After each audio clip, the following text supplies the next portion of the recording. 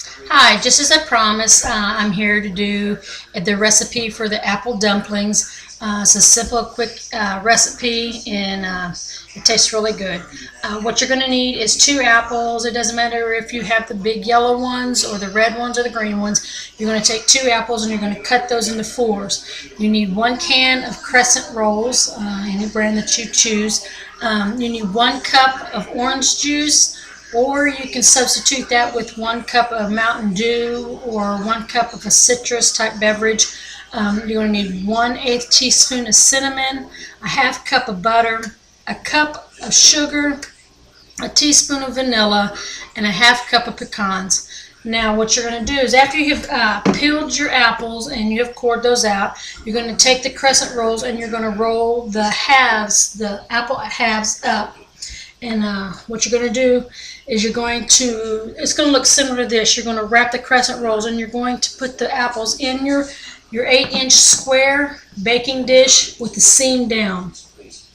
Once you've gotten all your apples rolled up, what you're going to do is you're going to combine the cup of orange juice or the cup of Mountain Dew. You're going to combine that into a small saucepan. You're also going to add the half cup of butter, the cup of sugar, and a teaspoon of vanilla, and you're going to bring that to a boil on your stove.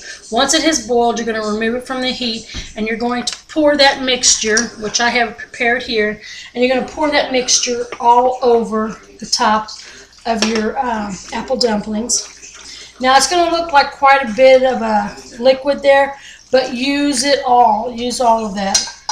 You're going to have your oven preheated to 350, and you're going to bake those for approximately 30 minutes to 40 minutes once it's really good and brown and the apples are tender.